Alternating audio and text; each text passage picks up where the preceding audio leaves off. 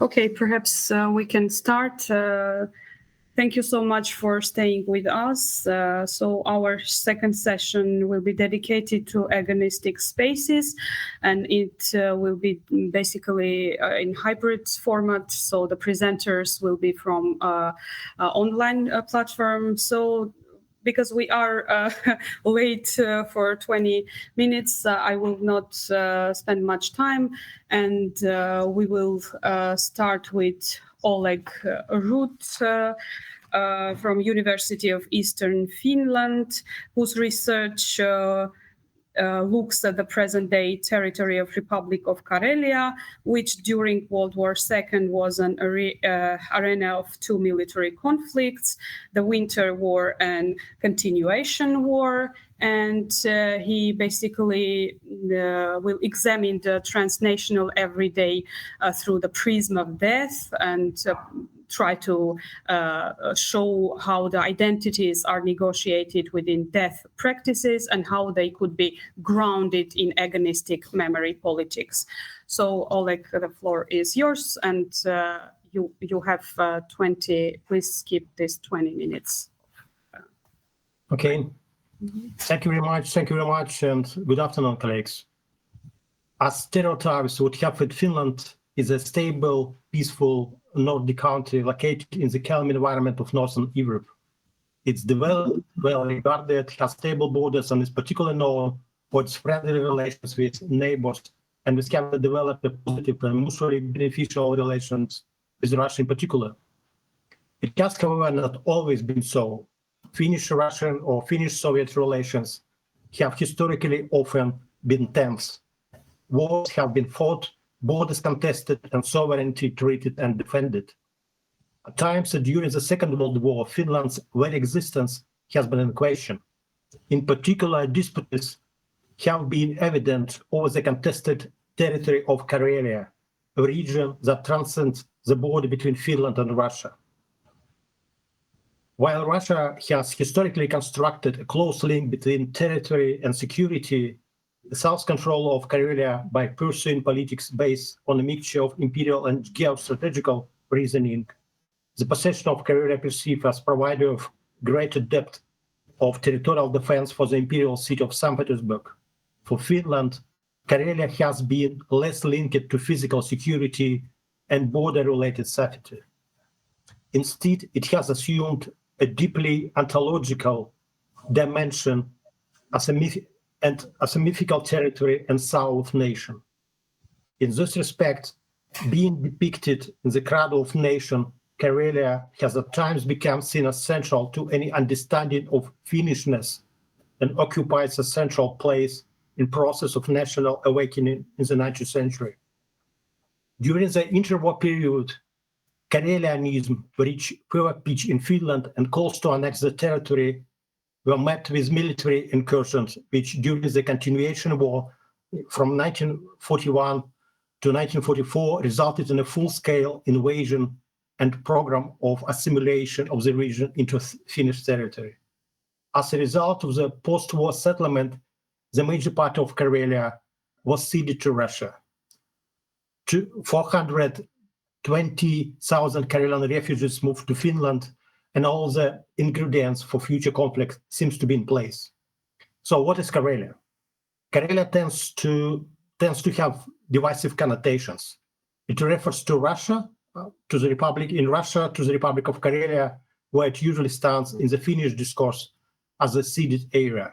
Notably, Karelia has never been existed as a distinct and unified entity. It has often appeared as mythical in nature, in figures that imagine community by excellence. As noted by Pirja Jukarainen, the Karelian border lines are located on both sides of Finnish-Russian border and fused with numerous meanings, as boundaries have been frequently shifted, mainly due to the wars.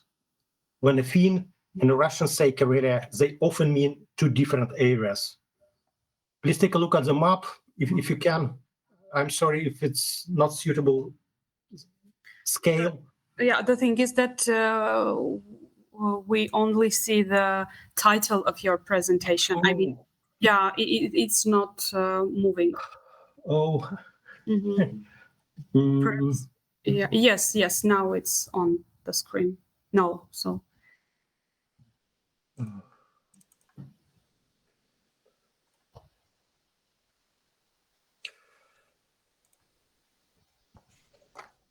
Yes. It's okay. It's fine. Well, Finns call Karelia or Karjala. Well, I'm not sure that I can change the slides, but well, Finns call Karelia or Karjala the green colored area on the map, and the one has been under the strong Swedish influence, part of Swedish Finnish kingdom, part of Grand Duchy of Finland, part of independent Finland.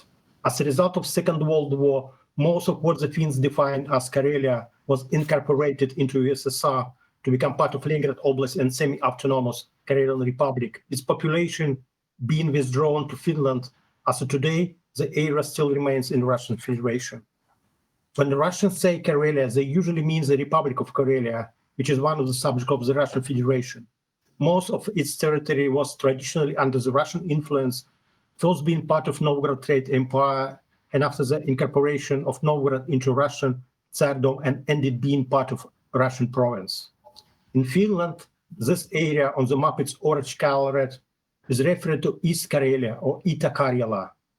During the 20th century, East Karelia lost most of its indigenous population and was settled by ethnic Russians, Ukrainian, and Belarusians from western parts of Ukraine and Belarus in particular. I tried to change the slide. Did you see it? Not yet. Could you please click on that slide again? Yes, now we can see it. The Cross of Sorrow. The Cross of Sorrow is the only monument. The Cross of Sorrow is the only monumental memorial erected in the Russian Federation dedicated to the Soviet and Finnish soldiers who perished in the war called the Winter War.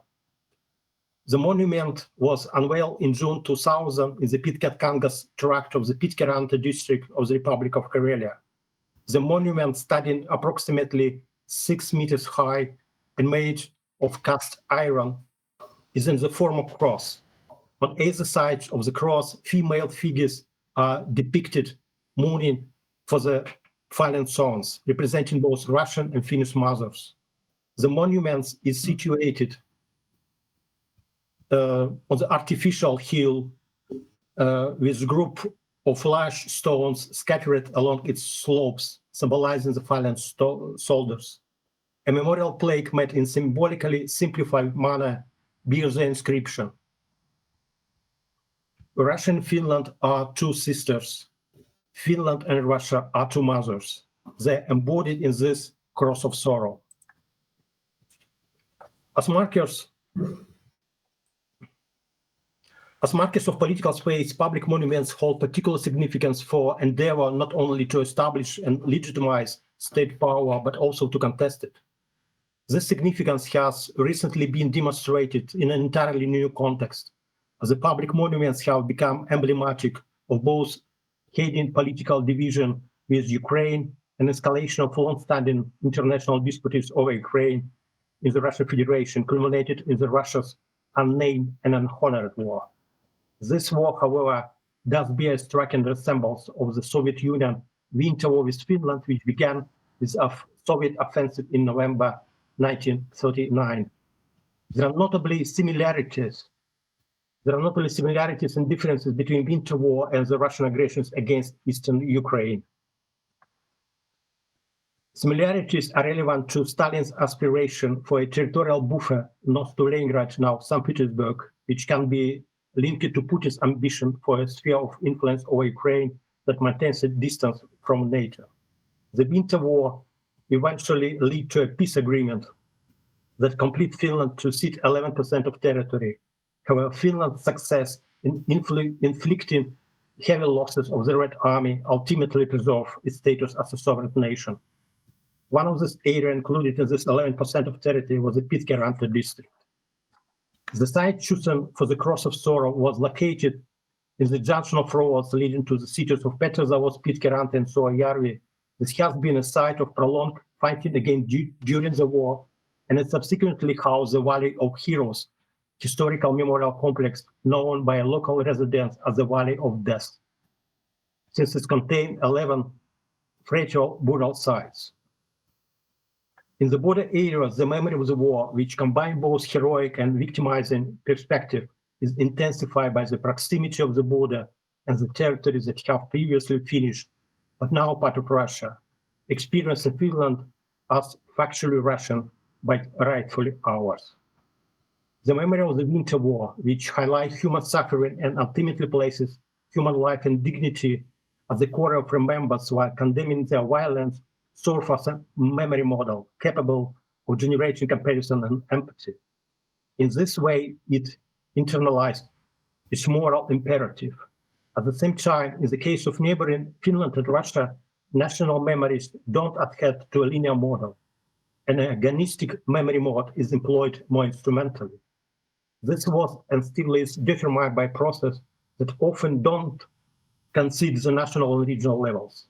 The factual everyday transnationalization of border regions and neighboring countries has occurred simultaneously with changes in national narratives, self-perception, and politics of memory associated with the collapse of the Soviet system and opening the Soviet bloc borders. From this perspective, the central event that has been reinterpreted and holds significant importance in shaping national identities in both countries are Second World War, particularly its Finnish-Russian aspect. This reinterpretation has occurred on both sides of the border. The Karelian regional experience of Second World War and consequently the Karelian memory of the war is highly specific. It should also be noted that during the post-war period, Soviet-Finnish relations underwent a significant transformation. In 1948, the former enemies concluded a Soviet-Finnish treaty of friendship, cooperation, and mutual assistance, which would later serve as a foundation for the development of good neighboring relations from the late 1950s onwards. Under these circumstances, forgetting past grievances became essential. The collapse of the Soviet Union and the formation of the independent Russia as a legal heir of the former state demanded that Russia's relations with former enemies from the Second World War be reconfigured. The early 1990s can be characterized by politics of reconciliation.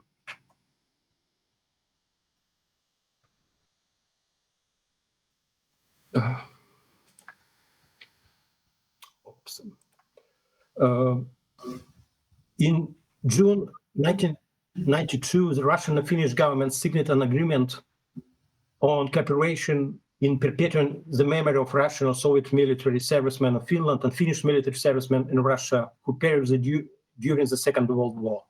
This agreement created a legal basis for realization of proposal put forward by veterans by the Winter War, relatives of the soldiers killed in the war, as well as residents of Karelia.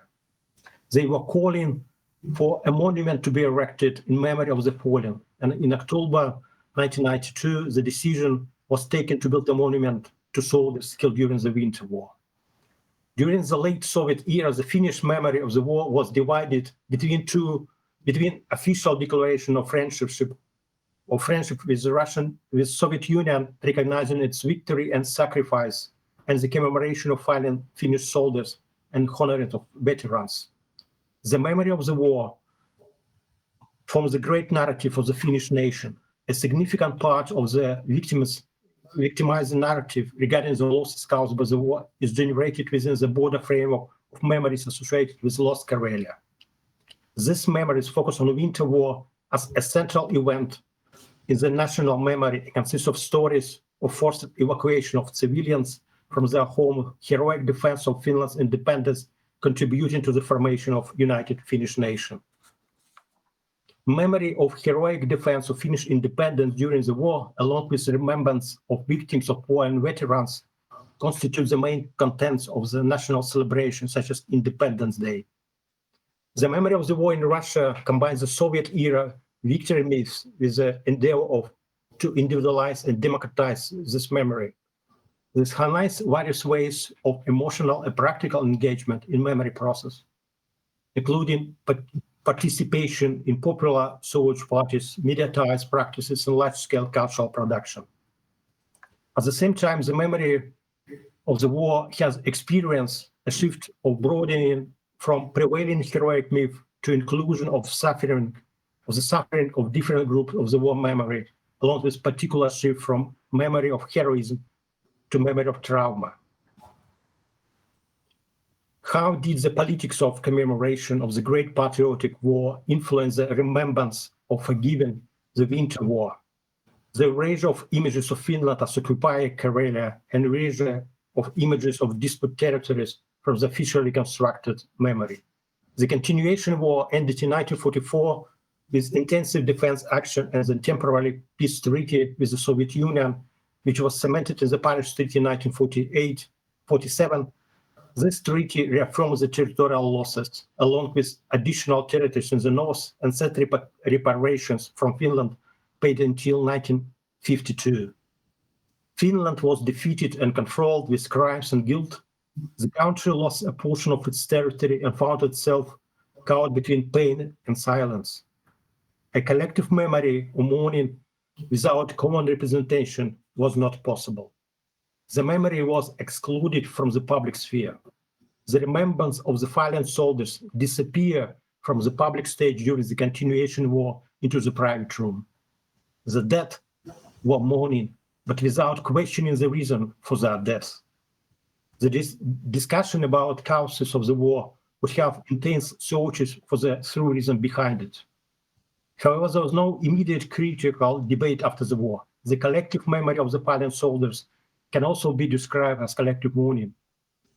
The pain experienced by soldiers at the front or in the captivity was deemed more significant than the crimes committed by the authorities. The Finnish grief did not focus on the Russians who perished in the Finnish, for example, on the Finnish concentration camps. Instead, Finns mourning their own losses, such of whose died in partisan attack and bombing raids. Finnish people could not explain or justify the violence, but they mourning. The dead became victims. The bombing did, the murdered, and the soldiers were called as victims. In Finland, the concept of a collective victim gained prominence. The war memory was victimized. Mirror of national memory got curtailed. The memory of the lost territories, first of all Karelia, is strongly articulated in the activities of societies, of evacuees, popular culture, academic and public discourse. This war narrative, along with how home is portrayed, presents the Finnish national predominantly as the victims of this conflict. Likewise, memories of the fighting, as well as fallen soldiers and veterans, were widely treasured in Finland families and constitute a large part of national collective memory. Life went on despite all pain and suffering. A new neighborhood with old territories overlapped with new universal process of dealing with the past. However, something remained in the Finnish post-war society: the grief and the graves. Soldiers were buried in the cemeteries along roads or somewhere in the field which became forest. I suppose it's exactly what in Polish language exists as a formula: ojczyzna to ziemia i groby. Motherland is the land and the graves. The collapse of the Soviet Union initiated a significant change in Finnish memory politics. During the Soviet period, USSR victory over fascist Germany was recognized as praise at official level, while patriotic memory was suppressed. However, after the Soviet Union collapse, Finnish war memory experienced a neo-patriotic turn, by which Finnish historians Kinnunen and Jokisipilä means the public renaissance of the pronounced nationalist attitudes and representations that begin to nominate the public memory of the Finnish wartime. Neo-patriotic discourse built on the constructed conception of wartime Finland as united and unified. In Russia, the memory of the Second World War is shaped around the symbolism of the Great Patriotic War and the celebration of Victory Day, which during the post-Soviet period was undergone a transformation from a late Soviet celebration with tears on ice to a joyous commemoration of a victorious and powerful nation by 2020. In studies of post-Soviet war memory, there is a common division made between official memory of the great victory and a peripheral family memory of the bloody war. The post-Soviet war memory is characterized by the state-led attempts to develop a neo-Soviet model, projecting the significance of great victory onto the present-day state. Simultaneously, numerous local and regional non-governmental initiatives emerged, aiming to individualize the memory of the fallen, which the state successfully incorporated into its own memory politics. In post-Soviet Russia, Victory Day has become a primary national celebration. This commemorative practice was interrupted 3 years ago in 2020 due to the COVID pandemic. And this year, on the Victory Day, parades and public gatherings in Russia across the country to honor Soviet contribution to defeat Nazi Germany of the Second World War were cancelled, with authorities citing security concerns. The national immortal regiment spectacle was called off. All events of the Cross of Sorrow monuments were excluded from the commemoration program. The continuing war in Ukraine provides important context for expression of national identity. Ordinary people recognize, interpret, and align themselves with pressing issues using explicit national terms. According to Russian authorities, the management and the governance of memory should be strictly regulated, including the potential risk posed by memory that questions present-day state policies towards casualties and reminds society of the crimes committed by the state against the human lives. Such memory is to be controlled and seized. Settled memory once again became suppressed and predominantly existed as family memory without being made public.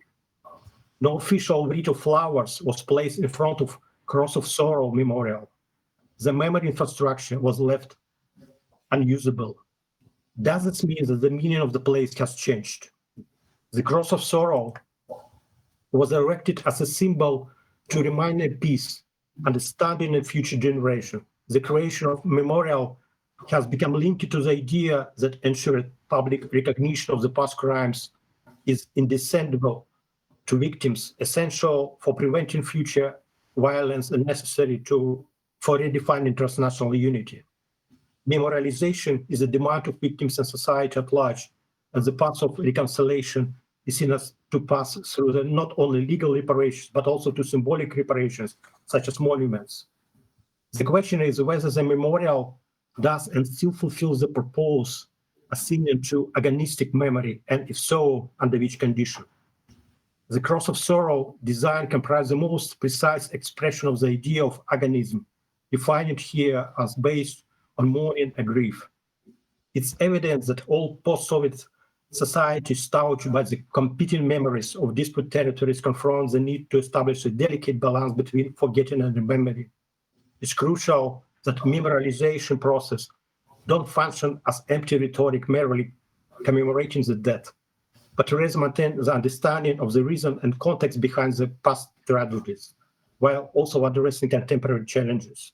The agonistic mode of memory refers to the primary open character of any act of remembrance, which can result in competition between different memory or fostering mutual understanding, both of which can occur simultaneously. The memory of the Winter War can serve as a model of remembering and suffering, and remembering the suffering that can generate comparison and understanding, eventually created contact points that can unite memories on the both sides of the border. Is reconciliation possible if one country celebrates the victory while the defeated country mourns? Does the respect shown in the humanitarian and dignified treatment of the dead, including the former enemy dead, symbolize historical dialogue between Russia and Finland? It seems that now the answers to the questions are obscured by the event of the new war in Ukraine. The Russian war in Ukraine. Sorry to interrupt you. Just try to sum up, please, because we are running. Yeah. Mm-hmm. This war undoubtedly affected by the formula "nobody is forgotten, nothing is forgotten." This war allows for reopening and discussion who are glorious defenders of the motherlands and should be honored. During the continuous war, the long rows of crosses are perhaps the most harrowing memorial to a conflict whose large number of casualties made it impossible to repatriate every fighting soldiers. However, the memory of the war victims remain silent and predominantly existing in family memory without entering into public space. In this context, death reconciles everything and everyone. As a fundamental event, death brings the light to the silence and invisible cultural or social bonds and fractions that attach to separate individuals from places and communities. Let me start with a full inscription on the memorial plaque on the concept behind the cross of sorrow. Russia and Finland are two sisters, Finland and Russia are two mothers. They are embodied in this cross of sorrow. Their heads have merged as one, as their own accord. Their hands have intervened in hope that love may be victorious, and this depends on us, on every one of us. Thank you. Thank you so much.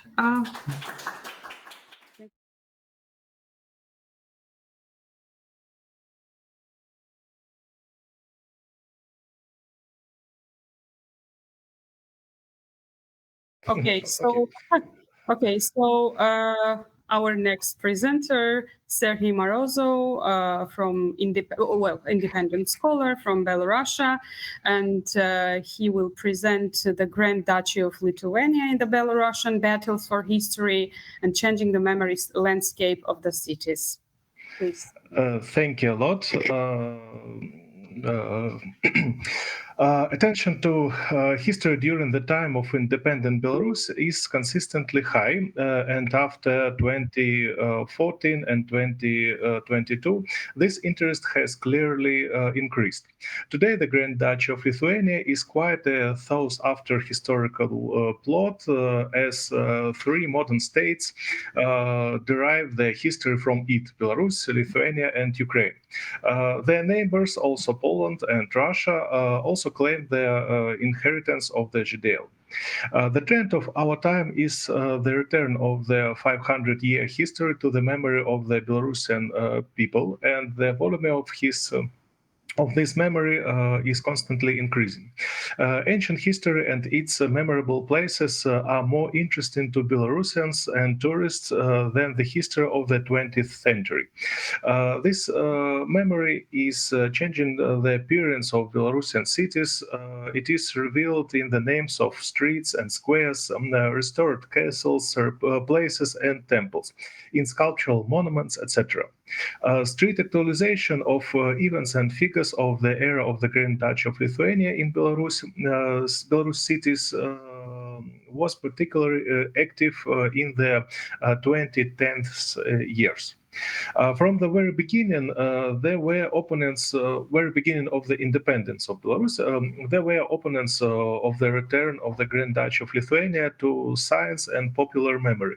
It turned out that the tendency to national historical ideas to a greater extent was characteristic of specialists in the history of antiquity, the Middle Ages, and early modern times. Opponents of the Grand Duchy of Lithuania are researchers of the history of the new and modern times.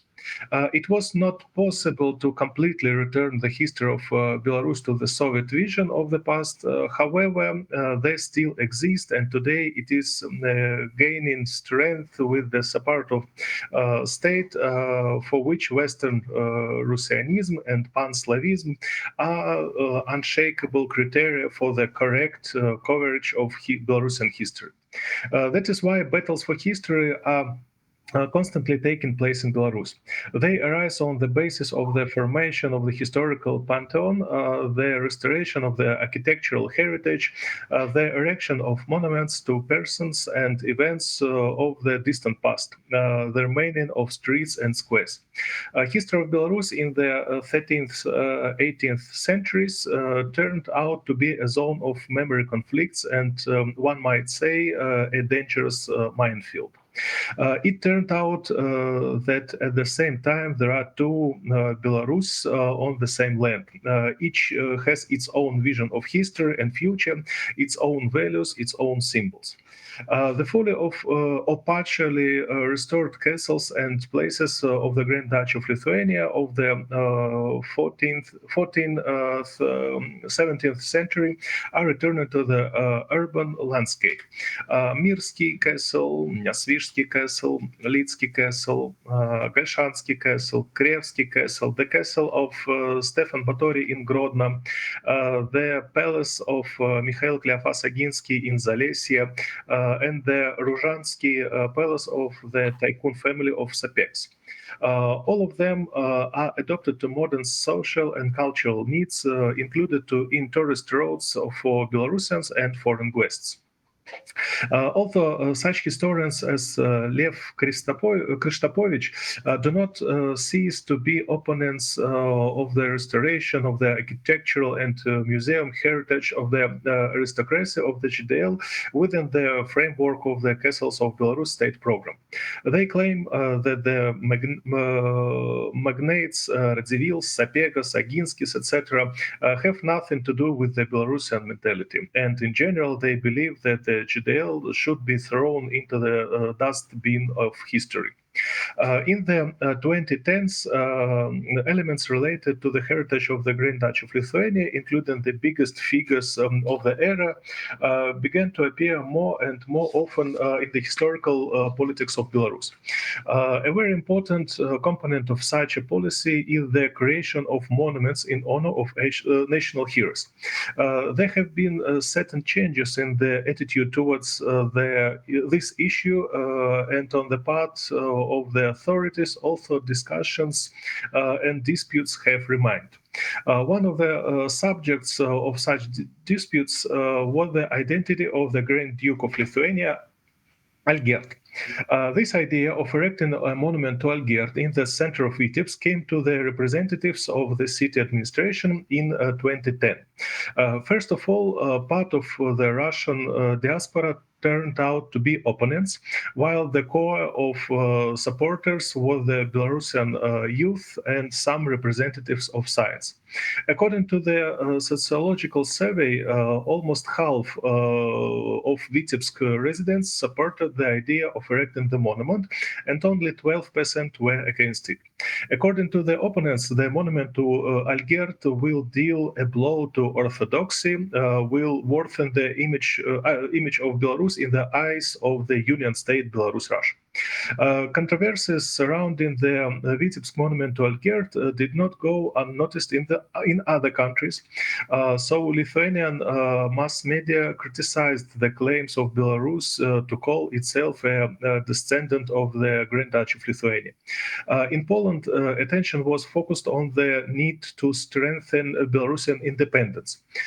Both countries noticed that the commemoration of the prince was connected primarily with politics and was inspired by the deterioration of Russian-Belarusian relations.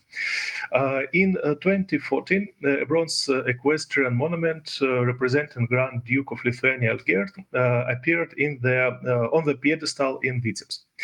Nevertheless, the city authorities couldn't ignore the dissatisfaction of the fans of the Russian world. One of them, Gronsky, described the situation as the war of monuments in Vitebsk, Prince Algert against Prince Alexander Nevsky. In 2016, a sculptural composition was opened to Nevsky, although his connection to the GDL is only that he was married to Princess of Vitebsk Alexander. The monument Millennium of Brest was one of the most discussed in Belarus. In 2009, posters appeared with the project of the monument with sculptures of iconic figures of the city's history and a call for donations from individuals and legal entities.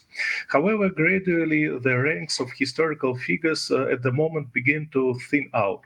Of the originally destined 10 sculptural figures, only 3 remained in the final version.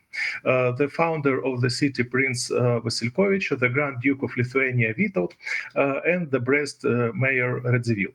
The rest of the sculptures became collective images of a peasant, a soldier, etc. The change in the concept of monument, which was erected by public money, caused a negative reaction in the public of Brest. The introduced changes were of fundamental importance. There was dissatisfaction that cities were being missiled. They even collected signatures against the construction of the monument. In 2019, civil society won a victory in Gorky. Earlier, the idea of celebrating the stay of Moscow Tsar Peter I during the Northern War was announced here. They prepared a pedestal and on which they were going to place a replica of an 18th century cannon and a sign. But the immortalization of the Russian autocrat was perceived by Belarusians as an inadequate tribute to all that he did in Belarus. After critical publications, the regional executive committee changed its mind. Where the cannon was supposed to stand, an art object was placed with the call to love the city, and the stairs nearby were painted with Belarusian ornaments. Bringing history back to streets, science is important in shaping historical memory. According to a calculation carried out in 2017 by Ivan Satsukevich, only in 14 modern cities of Belarus, which were a great importance during the time of the Grand Duchy of Lithuania, some urbanisms have been preserved or returned. For example, Castle Street. Street names associated with the Grand Duchy of Lithuania are found in 57 out of 113 cities of modern Belarus. The names of 29 people are mentioned. The leader of this list is Francisc Scarina, whose name is noted in 50 cities. The second place is taken by Tadeusz Kostyuszka in 12 cities. The top three is completed by Mikhail Kleofas-Aginsky in 10 cities. Also, streets and squares are named in honor of Lev Sapega, Pyotr Mstislavets, David Gorodensky, Gedemin, Konstantin Ostrorsky, Stefan Batory, etc. 56 Belarusian cities do not have a single street or square name associated with the era of the Grand Duchy of Lithuania. And conclusions. Legendary historical figures and events of the Grand Duchy of Lithuania return to the memory of modern Belarus. In the 2010s, the historical policy of the Belarusian authorities gradually changed. Increasingly, they turned to events and characters that had previously been hidden under the layer of ideology. Today, the era of the GDL is represented by restored castles, erected monuments, urbanism, anniversary billboards, etc. Electric buses named Algert driven through the streets of Belarusian city. There is a shop, Knyaz Vitold, a restaurant, Grunwald, shop shelves sell Radziwill bread and Lev Sapega champagne. In 2020, among the popular names for newborns was the name Vitold. Each such symbol confirms their presence in Belarusian society of a desire to get closer to Western European culture, and also indicates that Belarus is in the process of forming of its national identity and self-perception. However, memory conflicts periodically occur along this path. Not every monument to political figure of the era of the GDL was erected in independent Belarus with a fight. The process of liberalization of the politics of memory, which took place in 2015-2019, was stopped in 2022-2023 by the state policy of rapprochement with Russia. Although it is stated at the highest level that the state policy of the Republic of Belarus is carried out in the name of the nation and national interest, it is obvious that the official course has been deliberately taken to renounce the Belarusian national identity. The latest trend of historical politics that Belarus and Russia have the same understanding of history corresponds to the planned installation of another monument to Alexander Nevsky, this time in Minsk. The trend of the 2020s is the attack of pro-Russian activists on the newly created historical pantheon of the Grand Duchy of Lithuania, which is a great challenge of the times for Belarus now. Thank you.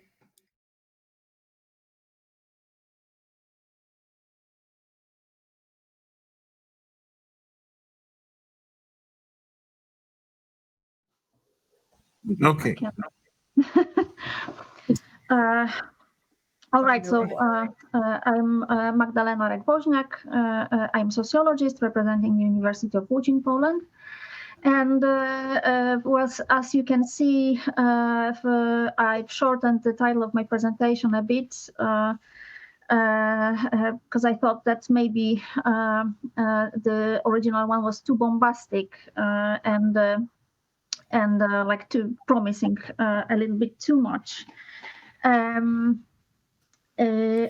will present some notes from the ongoing study that I have been pursuing for a moment. It's a comparative project, like Polish-Finnish project, but I will focus only on the Polish part of it. During the previous session, the problem of class struggle emerged in the context of like agonistic or antagonistic memory, and I hope I can address these issues a little bit. So the inspiration for this study came from like two empirical observations. The first was like a long-term absence of the people's perspective in the Polish mnemonic field. And the second was the quite rapid emergence of the people's turn in the Polish academic debate, starting from like more or less 2011. And what I've been interested in is how this quite like elitarian, in a sense, the moment has been translating into authorized heritage discourse. So how the issues of class oppression, dominance, but also emancipation, all these difficult aspects of the socioeconomic relations being translated into officially legitimized narratives. And by authorized heritage discourse, I mean the discourses, the narratives like displayed, sustained, and reinforced by the official institutions such as museums. And the third like observation was some kind of a gap in the empirical studies of the memory policy towards social conflicts, while like as we all know, the framework of the agonistic, antagonistic memory, and like putting it more broadly, antagonistic pluralism has been applied mostly in the context of like openly violent conflicts, such as wars, ethnic cleansing, genocide, and these kinds of conflicts. And why is it so? And on the other hand, why socioeconomic conflicts are also like have been difficult to translate into political language? Why they are like difficult to politicize and repoliticize? Well, in a sense, I would associate it with the shape of the like broader hegemonic consensus, and I mean by it the way socioeconomic conflicts are linked with the dominant national narratives and how they are overlapping other types of conflicts that I've mentioned before, like ethnic, racial, gender, etc., etc., and interconnected mobilizations. In the Polish case, the memory policy has been dominated by the narrative of national struggle, guided by the cultural elites, combined with the elitarian perspective of class paternalism, which has hindered the recognition of structural divisions, tensions, and injustices. And what I find as interlinked with this problem is also the monopolization of traumas by the cultural elite, who has been deciding about who. Well, first and foremost, deciding who and in what circumstances can be considered as a victim for the Polish history. And this is the concept by Tomasz Zarycki and Tomasz Warczok developed quite recently. But also there are some reasons that I would associate with the like relatively lower density of the events like associated with socioeconomic struggle, like relatively low saturation with like symbolic events and also like acts of violence that could be addressed, which again translates into difficulties in naming the actors and defining the stakes. Well, can we move on? So, like presenting all those difficulties, I'd like to present the case that I found interesting, but also complex and complicated due to the fact that it's still like vivid and ongoing process of memorialization, like sense making associated with the systemic transformation in Poland, which has been by no means like difficult experience and conflicted and experience of conflict at the same time, revealing deep cleavages in the reshaping social structure. But also for a very long time dominated by the like kind of celebratory discourse, like elite-driven celebratory discourse, marginalizing critical accounts as populist and associated with communist nostalgia. Let's move on. And what I try to do is to apply the conceptualizations of the modes of remembering as developed by Anna Centobul and Hans Laude Hansen. And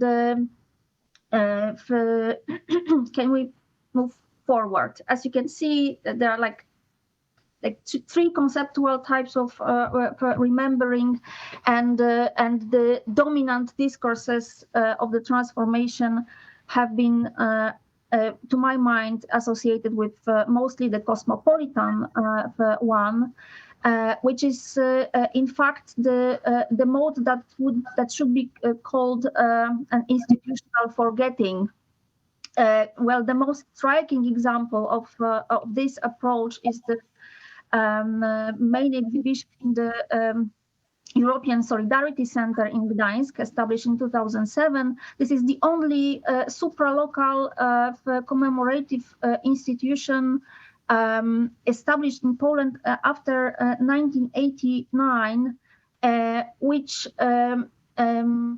commemorates the labor in a sense.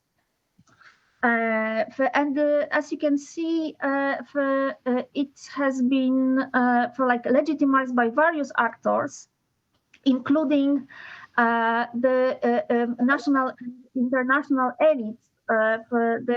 The head of the European Commission, for example, was one of the people opening the center in 2007, and clearly the main message of this institution has been very much conforming the globalist elitarian narrative of the end of history.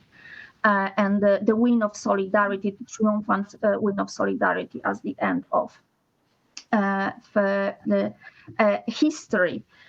So you can see that, generally speaking, there's nothing after 1989, or very little after 1989 happening. But we can somehow get the feeling that the triumph of universal values such as democracy and free market is there. Let's move on.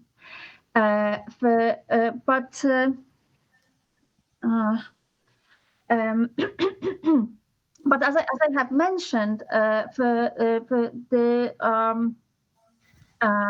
the processes that have been ongoing within the Polish public sphere have generated a growing number of flickering accounts addressing tensions emerging in the Polish social structure after 1899, and I would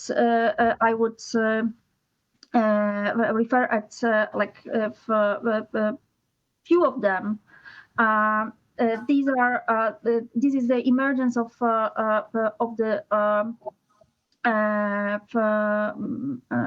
archives and the emergence of most temporary exhibitions in the local context. So by flickering, I'm also meaning the very local and also temporary character of those accounts that are growing and rapidly growing in number. And so far, the only act of incorporation of the critical from the class perspective account about the changes that have been happening in Poland after 1989 has been the new permanent exhibition in the fourth largest city in Poland, that is Łódź, for being a former textile center and the seat of the Central Museum of Textiles, which is contrary to its name, a local exhibition.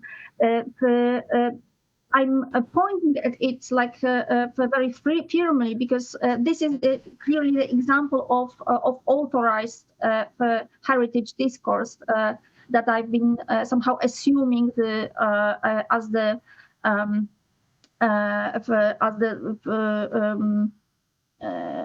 fullest form of incorporation of memory discourse. And a few words of context. which has been very well meeting the like characteristics of the city traumatized by the systemic transition. A lot of factories operating in the city have been closed or liquidated, privatized practically overnight. And the unemployment also rose rapidly, as well as the associated socioeconomic problems. And what is more, even what is equally important, contrary to the other Polish cities, which hasn't recovered fully to this moment. So the city is still aging and shrinking, and feeling the turbulence of this intensive, difficult period. And what I find interesting is the incorporation of different modes of remembering this particular moment associated with rapid deindustrialization in the city. So can we still keep the previous slide, please? Okay. So the story of deindustrialization is told by using all three modes, as you can see, and the agonistic and antagonistic perspectives are overlapping. What I found the most conforming the scheme of or tendency towards antagonism is the narrative of harm, and clearly a clear opposition between harmed and grieving industrial working class, of which harmed by the elites, mostly national policymakers facilitating brutal privatization. But also the exhibition is very much multivocal. And can we now move on to the next slide, please? As you can see, the multitude of data sources and the sources of narratives overlaps the multitude of actors mentioned in this narrative. However, the only direct story is the one presented by the representatives of the working class, of which losing their jobs and grieving after their factories being liquidated and closed and or sold to the private investors, who then started demolishing them. The only way the other actors of this story appear in this story is a secondary. They are their voices are presented in TV documentaries. Their voices are these are the liquidators, for example, the liquidators of the factories, and in some investors buying the collapsing factories of which. but they're also present in the narrative through official documents. And this is the particular example of the documents produced by the Supreme Chamber of Control, which officially, after many years, stated that many acts of privatization of which factories was simply unlawful. So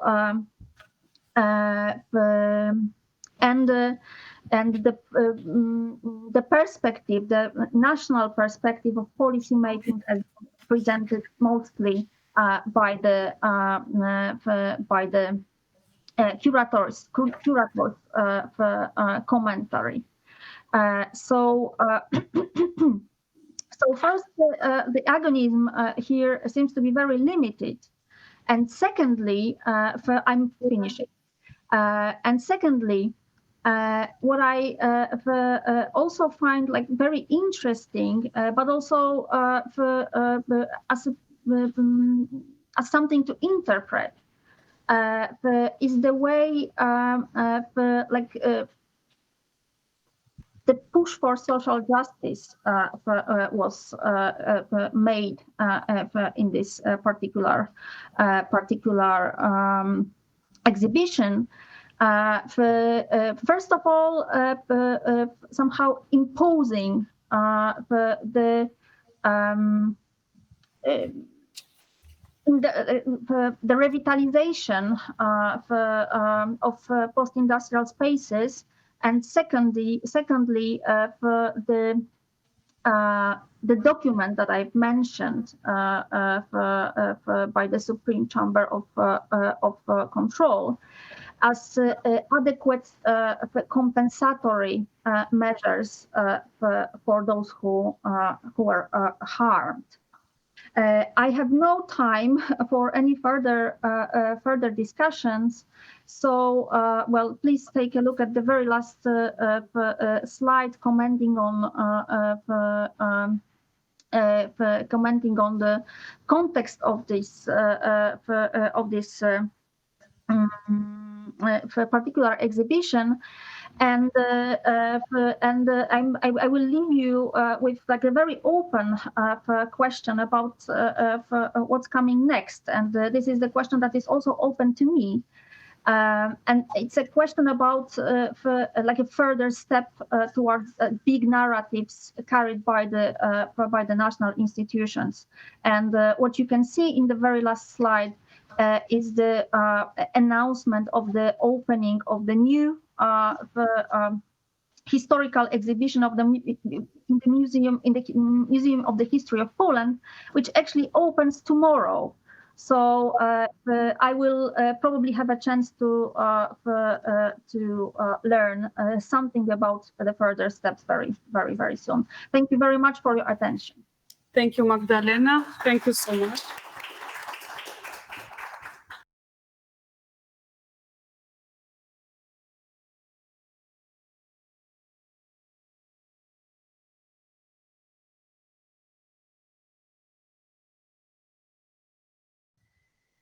So, okay, so we will move on to the next and the last of the researches of this session. It will be from the University of Bath. The presenter, Wally Aslam, Remembering the Hard Times, Contemporary Crisis and the Visions of the Past in Poland and Pakistan. Quite interesting to see the comparison between these two cases. So, Wally, the floor is yours. Okay, thank you. Can you hear me and see me? Yes, we can see you and hear. Please try to share your presentation. Sure, I'll try. It seems like we are not lucky today, but it's just saying that it's being recorded. Is that right? Yes, I think it's being recorded. Yeah. Because it says I need to change my settings to ensure that the recording can take place.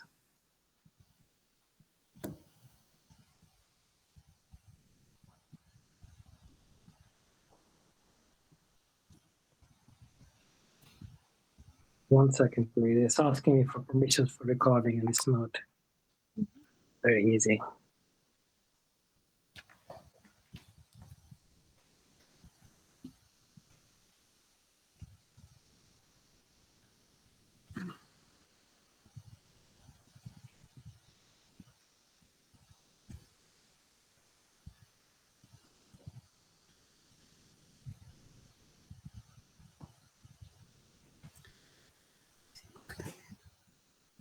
Yeah, but he left the. So I don't know. Restarted.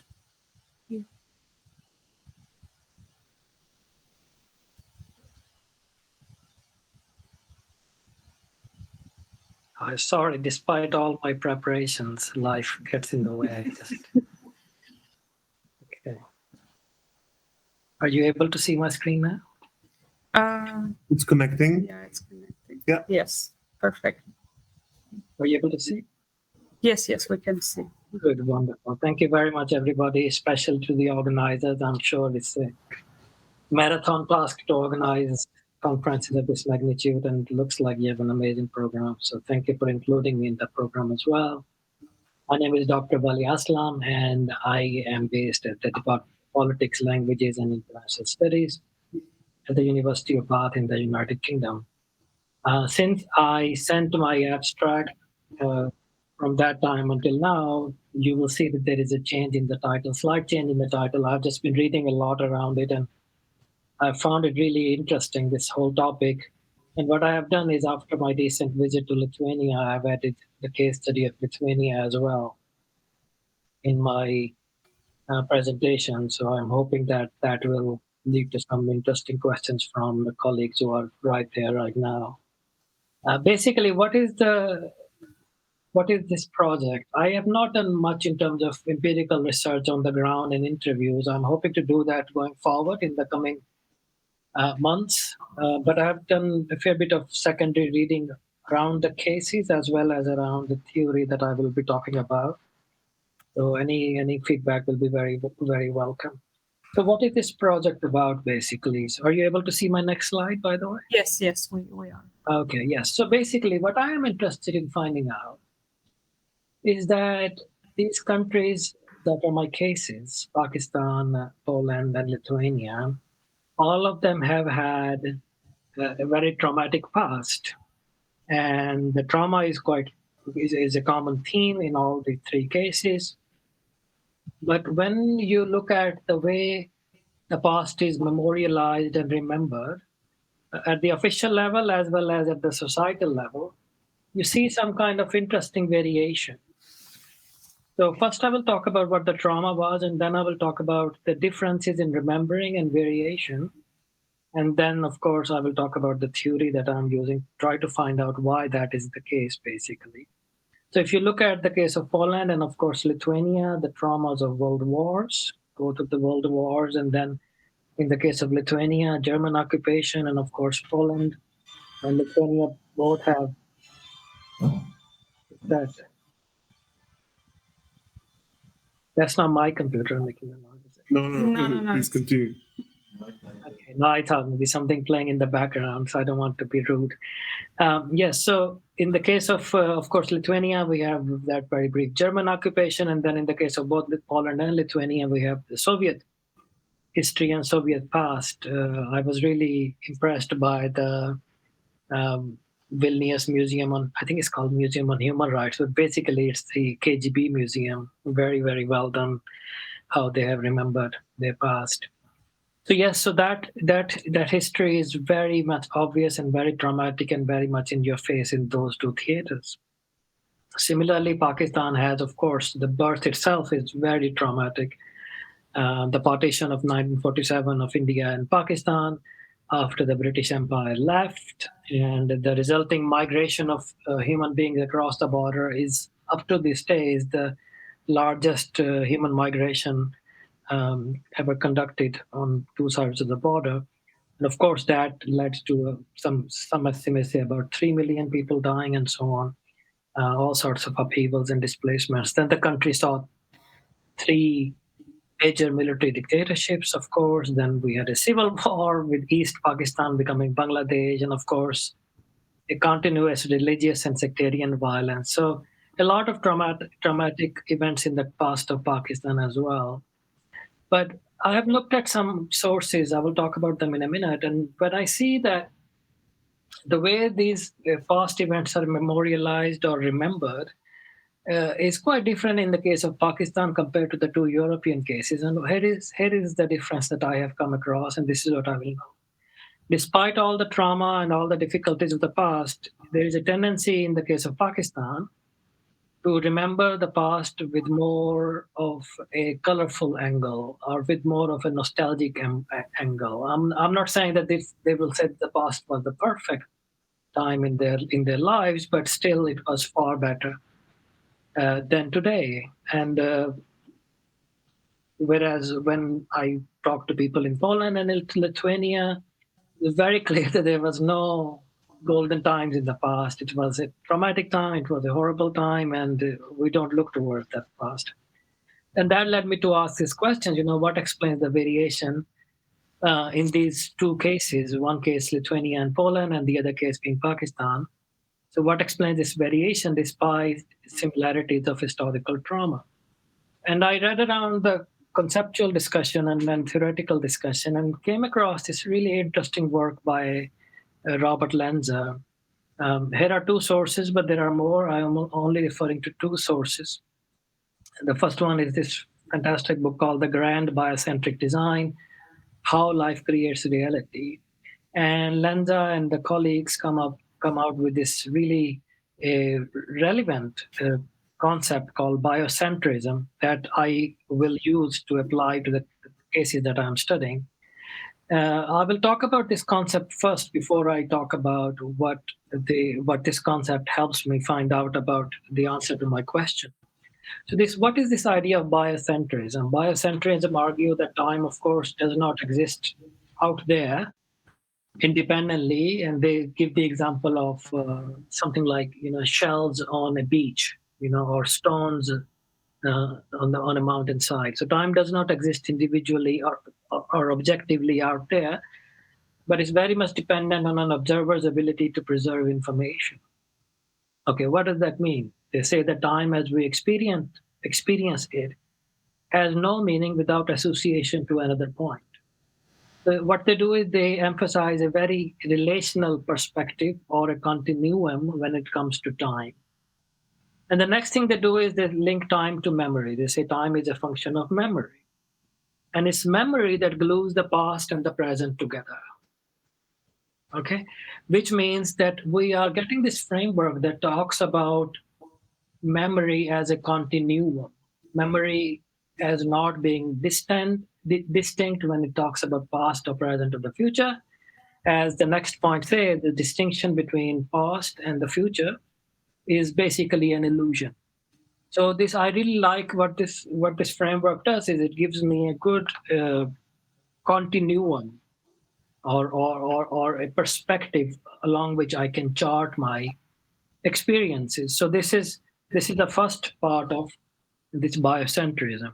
Then these authors continue to talk about other aspects of biocentrism. So they argue that space and times are tools of human mind and are very much dependent on the observer. Okay? And then next, and I'll bring it all together. I know it might look a bit abstract at this stage, but the next point they argue is that our external and internal perceptions are inextricably intertwined. So previously we saw that past and the present and the future are linked.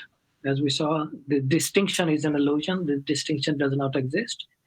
And here they argue about what we see externally and how we perceive things internally. They are linked together, which means the contemporary external reality perpetually shapes our perceptions of the past as well as perceptions of the present and the perceptions of the future. So what I'm doing is I'm linking the third point here to the previous slide, basically trying to, again, as I said, using this as a coherent framework or a conceptual lens through which I will study the cases.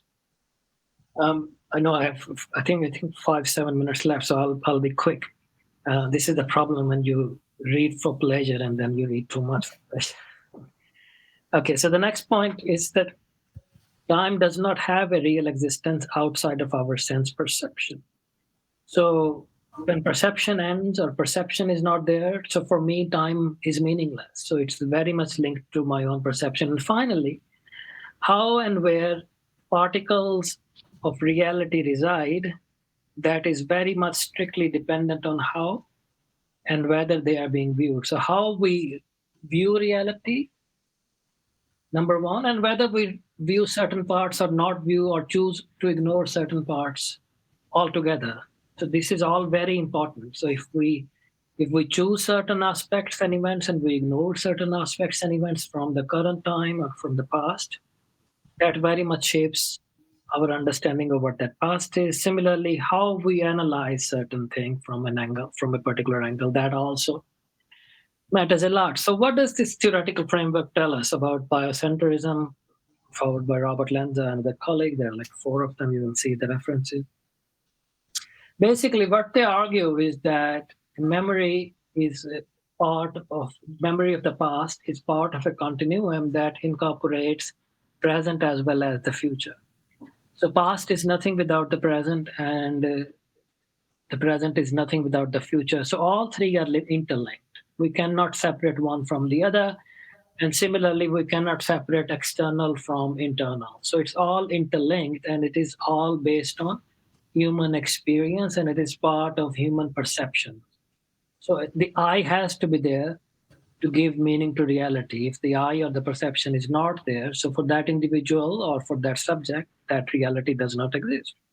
So how does this framework or this concept of biocentrism help me in the cases of Poland, Lithuania, and Pakistan? But again, these are very tangible hypotheses or very initial arguments. So I'm very happy to have any feedback. As I said, I want to talk more to people. But my initial preliminary hypotheses or assertions, I wouldn't say arguments because I think I need more work to call them arguments per se. My initial assertions will be that the reason that there are variations in the case of Poland and Lithuania on one side and Pakistan on the other side is that Poland and Lithuania have a different present and a different potential future compared to Pakistan. This is where the differences are. So even if all 3 have similar traumatic experience of the past, their present and the future is definitely not similar or the same or certain.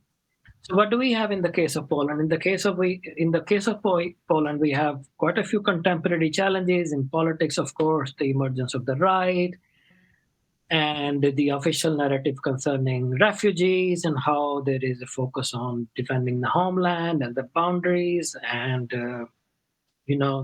the nation under threat. So we have those challenges, but it also comes with this official discourse or an official narrative that things are under control. And we are able to take charge. Of course, this is all political, but the narrative officially is that we will take charge, we are taking charge, and not like the British have taken charge, which is by leaving the Union. In the case of Poland, they are going to take charge by reforming the European Union from the inside. So very much a sense of a mission, a sense of a meaning that gives them a tangible sense of what we call a promise or a hope. And that's what we see with the case of Poland. So I'm not saying that Poland is all rosy right now, but what I see in Poland is that there is some meaning to the national project, national identity, and that puts clear perspective on the past. The past was a time when there was no meaning. There was a time of occupation. There was a time of no hope. But right now we have a big project, which is reforming the European Union from within, find like-minded people, build alliances with Russia where we need, but then support Ukraine as well. So a lot that is there that gives us opportunity. Lithuania, again, I was really struck by how Lithuania is very much focused on its European future. It's very clear. I went to this maritime museum in Klaipėda, and even if the coastline is so small, but they are very keen, and only 1 or 2 cities face the coast, Klaipėda, and I forgot the other one in the north, something with P. So even if the coastline is very small, but it's fascinating to see the over-exaggerated emphasis on Lithuania's maritime identity. And that is very clear signal to Russia that you are seeing our back. So our back is towards Russia, that we have nothing to do with you, basically. So it's all about, you see everywhere the signs of the European Union projects, what the European Union has done to really lift the country. I mean, when I came back to England from Lithuania, it's like literally emerging. I thought it's like I have entered somewhere like distant parts of Pakistan or Mogadishu. And, infrastructure is so bad here in England compared to Lithuania in some ways. And of course, that is thanks to European Union. So it was very clear, its maritime identity, very settled. I've done a separate project on states that are well placed in the region compared to states that are misplaced in the region. So Lithuania comes across as a very well placed and very settled country, very content country. Of course, challenges are there. Of course, problems are there, but nowhere as many problems as Poland, of course, or Pakistan for that matter. And more or less, people are generally happy with the politics, and the future is very promising. The future is very clear. It is European, and it is the liberal side of the European project, not what Poland will say. The liberal side needs to reform, and the future is NATO, and the future is, very clearly the West. So, as I said, the maritime identity being polished. So, again, what this does is gives the experience of Lithuania again meaning. That there is some meaning to our existence. We have a purpose. We have a mission. We are going somewhere. Things are getting better. Things are. You talk to people. I talk to lots of people, academics as well, and they constantly kept saying, how things have grown exponentially better in the last 30 years. And especially since they joined the EU and then NATO as well, of course. So again, that gives it a sense of mission. Let's go to my home country, Pakistan. Of course, Pakistan does not have all that promise. Pakistan does not have a European Union to benefit from. Pakistan does not have a NATO to benefit from. Pakistan does not have governance to benefit from, of course. The state infrastructure is broken and so on. So sadly, it's a country that is feeling what we call a polycrisis.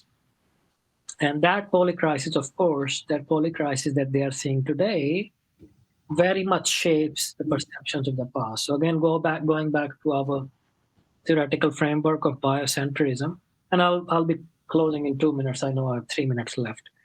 So if you look at the continuum, you can see very clearly that whereas in the other two cases, the past is being informed by present and the promise of the future. In these cases, the past is seen more or less more in rosy terms. So you talk to academics, you talk to civil society and activists and so on, and common people.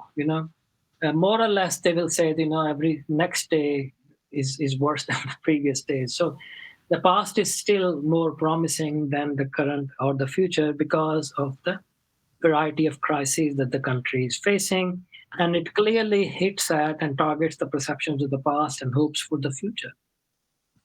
So the country is facing a complex set of uncertainties, and they are continuous. They are nonstop, and they bombard the masses on a daily basis. I mean, every other day you will have a hike in food prices index. You have a hike in fuel index. You have a hike in electricity charges. So it's a constant bombarding of a negative present, and the future is bleak. So you don't have any sense of a mission. You don't have any project, and that external reality that you have now is constantly giving you only one refuge, which is the past. So that is why I have said here that the past is the best place of refuge for this, and that is why the tendency is to try to bring out the best from the past. Similarly to the United Kingdom. Again, the United Kingdom has quite a few similarities with Pakistan. So neither of my adopted countries is doing that well, sadly. Maybe I should get a Lithuanian passport if possible. So what do you have in the case of the United Kingdom is that, of course, the exit from the European Union, and of course, the future has no promise. We don't know what the future holds. Severe problems with the economy, infrastructure, problems with labor force, and then this whole political issue concerning, quote unquote, the boat people. And that is why you see a repeat emphasis in the United Kingdom as well on the glories of the past, because of course the past was great when the sun never set on the empire. So I find that continuum really helps us explain why there are variations in differences or variations in perceptions of the past in these three cases. And more research needs to be done, but I think there needs to be more focus on looking at things in a connectivity in their entire comprehensive nature as to how the past links with present, and how the present links with the future, and how internal links with the external, and how external shapes the internal. So it's all very interesting. A whole out of one whole out of many separate ideas, and the framework that I talked about earlier of biocentrism helps me bring it all together. These are some of the references that I have used, but this work is very much a work in progress, and I'll stop here. I think I've gone 30 seconds over, but apologies, and very happy to have any questions. Thank you. Thank you so much, Wally.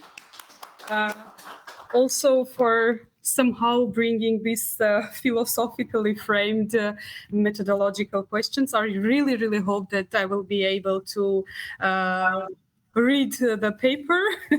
And yes, it was quite challenging. So we have 30 minutes for our discussion. So also, please, this is all valid for online participants also. You can write here in this chat box. I've seen Magdalena is raising hand, so please. Okay. Okay. So if I may, I have two questions. The first one is to Oleg, and well, you talked about the like interconnected memory of the winter and continuation war from the Russian and Finnish perspective, but forgive me like focusing only on the Finnish perspective, and I've been really I'd be really interested in hearing your opinion about the possible similarities and differences between the approaches to commemorating the victims and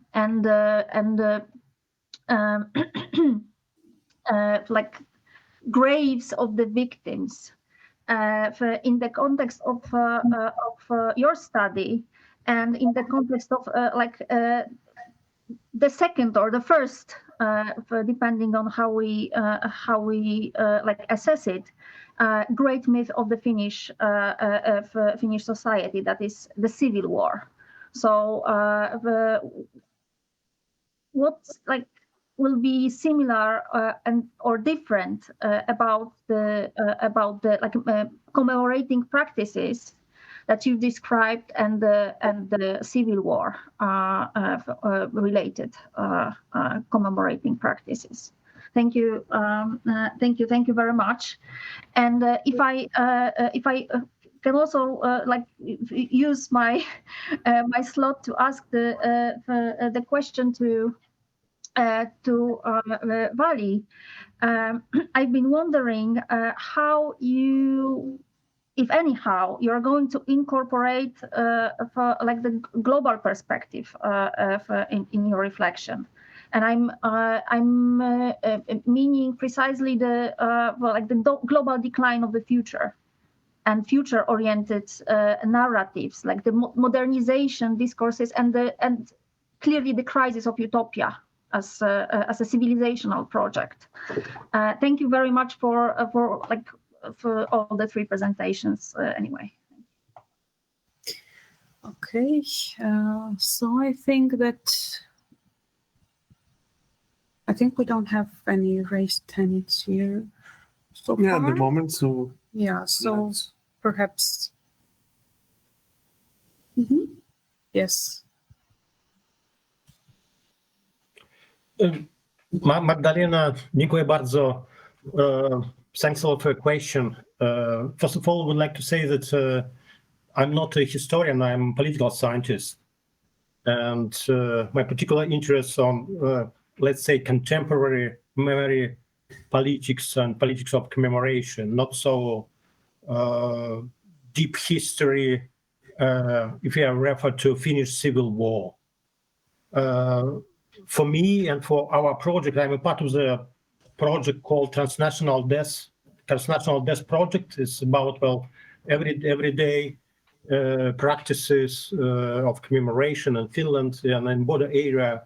We specifically focused on experience of veterans.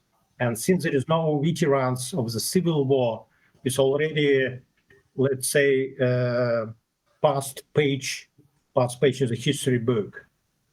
But at the same time, I would like to say that Finland, especially now when relations with Russia is completely reconfigured due to the current war, and Finland opens the Pandora box, starting to speak loudly about their own history. So it's not necessary anymore for Finnish, at least for Finnish academic cycles, to be associated as a good neighbor for Russia, good neighbor for Soviet Union. So Finnish academia is moving through radical changes in re-evaluation of their own history, and new history works appeared, looking at new angles of Finland in the last century. And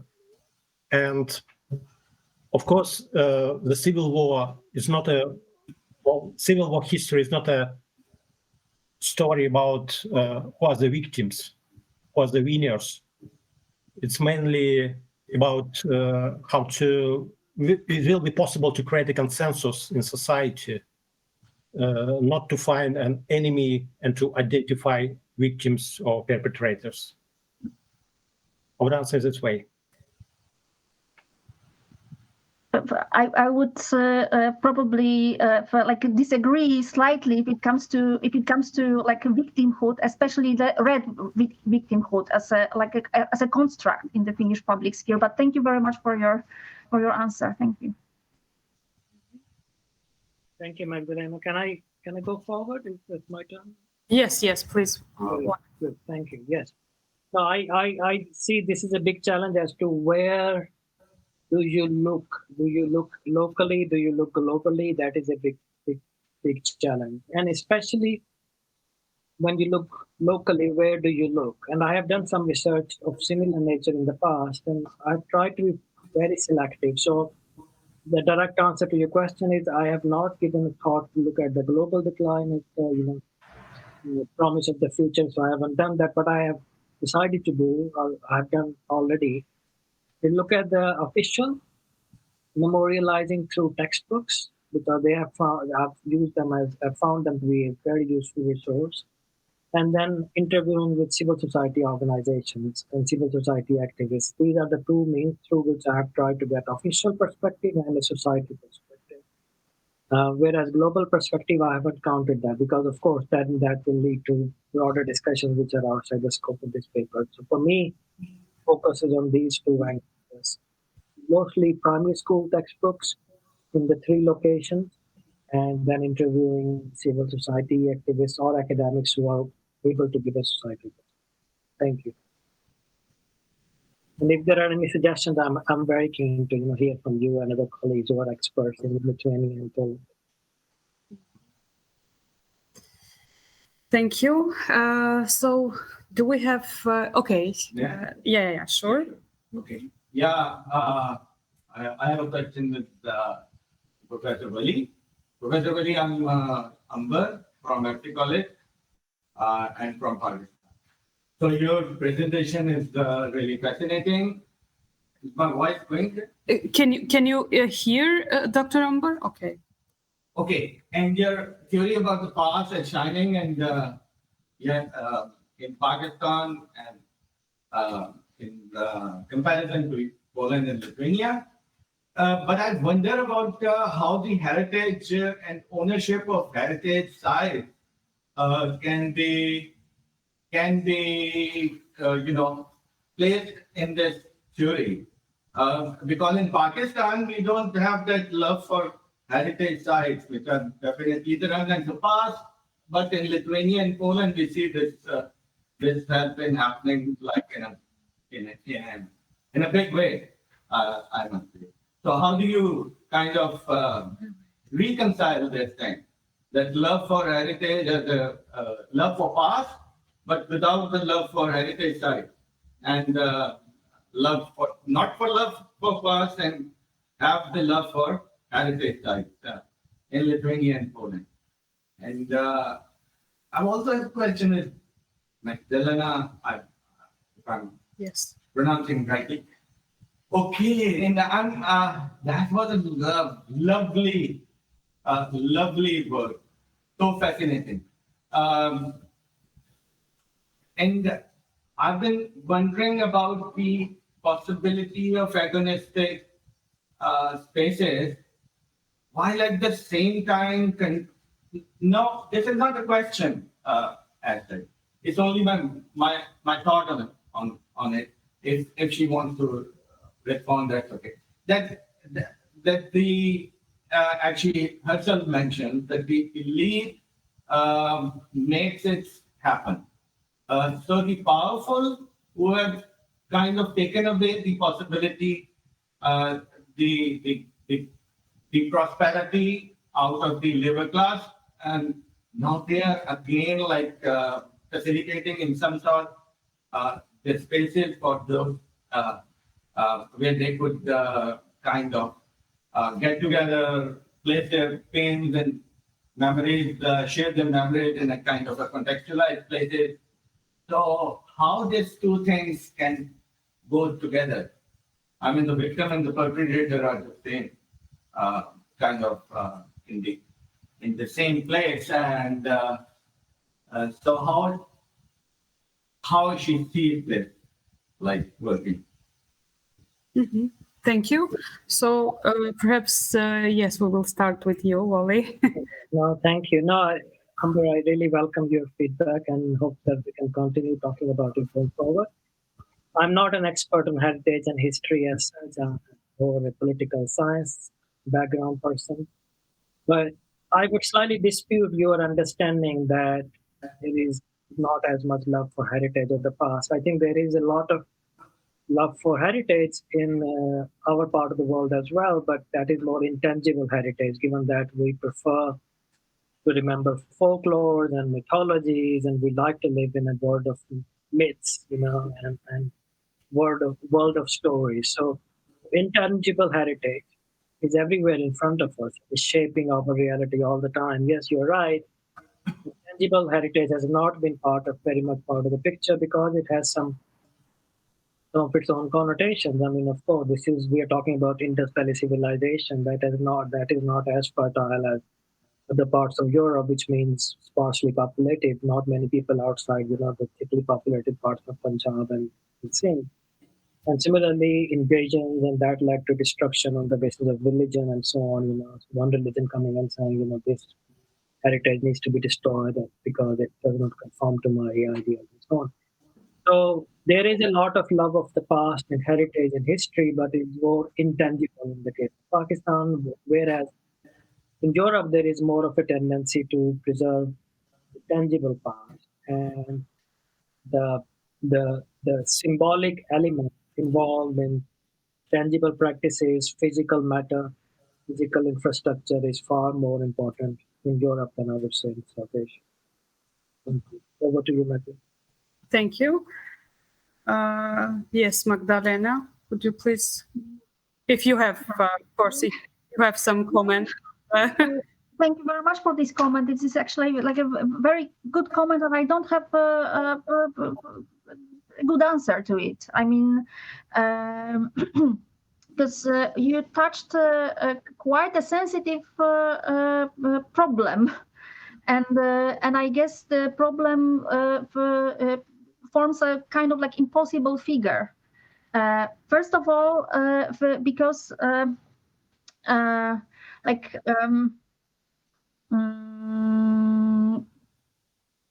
there are no neutral spaces. Let's put it this way. So I'm quite aware that museum, even if it tries to incorporate different accounts from different actors of the processes or events, it still mediates them, and the curators finally have their power to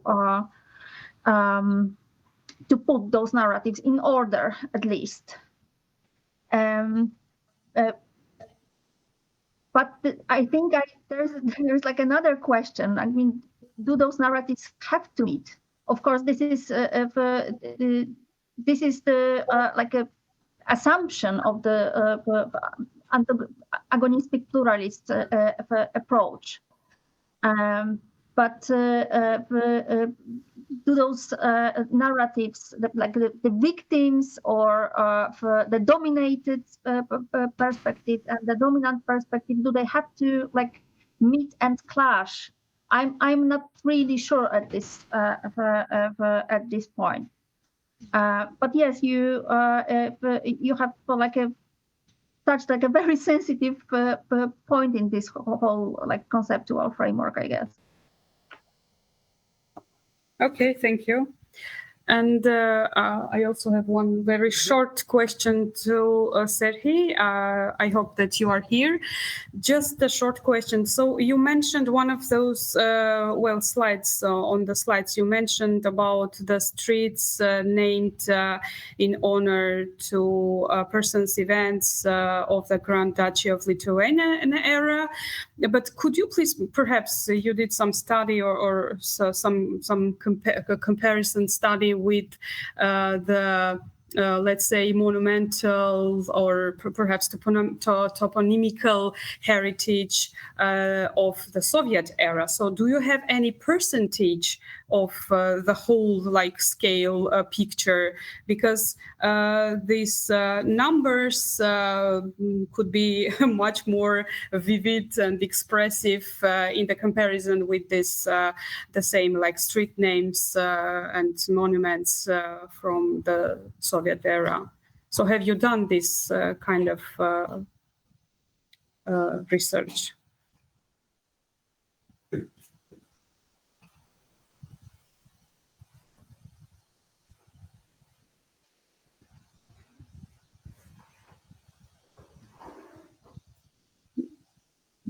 Yeah, he is muted. Okay.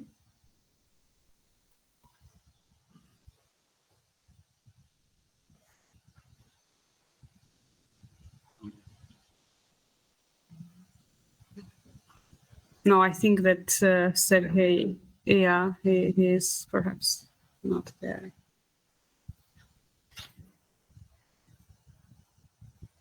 It's okay. I think that, yes. Maybe we don't have enough time to discuss it right now, but I just want to raise a matter with Dr. Wali.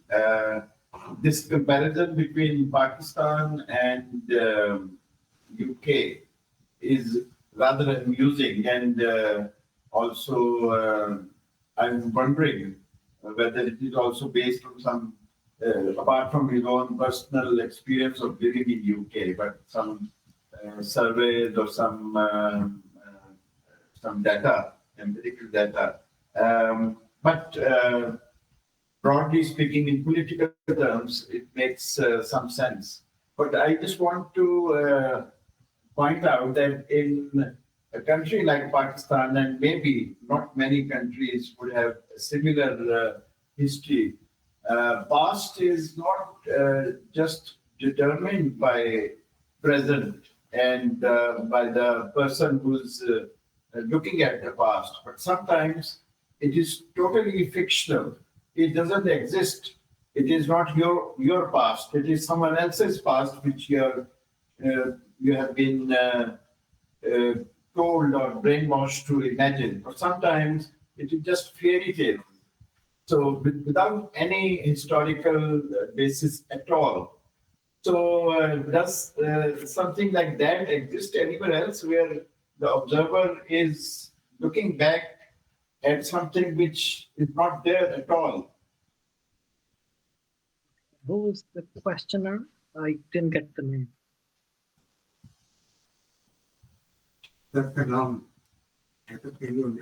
Yeah, I'm Shahid Kadeem from Pakistan. I'm a playwright, a practitioner, and not an academic. Unfortunately. Still very welcome to an academic event. No, absolutely. If you should look at the United Kingdom's departure from the EU and the polls that have come after polls that have come up to 75% of the people are pessimistic about the country's future outside the European Union. So there is a lot of data about the bleak outlook of the future. And of course, that comes with a lot of disappointment with the contemporary government, current government that has been going on, this current party that has been in power for over 13 years, 11 years, 12 years. And there is a lot of, similarities in the way that there is, this, what we call this death of hope or diminishing of hope, basically in Pakistan as well as the United Kingdom. And you do not have that kind of a feedback when you talk to emerging Central European or Northern European countries who are doing relatively well within the settled European project. So that is which led me to make that analogy. In terms of course, the past, yes, absolutely. Past is, in the case of Pakistan, is very much a highly imagined past, and that is very much pushed from the established circles who have an agenda, of course, because nobody says something without an agenda. So it is pushed down from the top. But there is also, as I said, there's a lot of eager willingness on the societal level to accept it and to embrace it and to run with it, basically. And that has its roots, as I said, in finding some kind of refuge, because if you do not have any present or the future in front of you, and you have no hope, where do you look? You look towards the past. So it is, in my view, I would say it is a two-way process, that it is delivered from the top, but then it is accepted from below as well. And people are very keen to find any kind of a meaning. As human beings, they want to find a meaning. And if that meaning is in a lie, based in a lie, then that's fine, as long as it gives me some kind of ontological security. So looking at ontological security theory, this is very much their basic assumption as well, that the stabilized and routinized identity that they find even through mythologies and even through lies and deceptions, but as long as it gives them stability of identity and the routine in their daily practices and gives them their solid kind of a framework of action, how to look at the past and how to go forward to the future. So that kind of ontological security is essential for states and for societies. And for that, they invent lies, and they invent deceptions, and they steal people's experiences and steal people's past and take over and hijack and appropriate for their own peace of mind and for their own security. Because if you don't have that, then you'll go mad. Then there is no hope for you. So you need to find hope somewhere. So I agree with you on the second. Just one, I would say, comment or statement that in Pakistan, historians are creating or writing fiction, and fiction writers like me are trying to grapple with history. But the question is, who is succeeding more? Who is doing a better job? Well, we are getting somewhere in creating new history. Okay, thank you very much for participation. Yeah, for all of you for your participation and involvement. So I think that we will just sum up and we'll finish today's session. So, and about tomorrow, we also will have the possibility to make it online as well. Okay. Every day we translate it online. So see you all tomorrow and follow our schedule. Bye.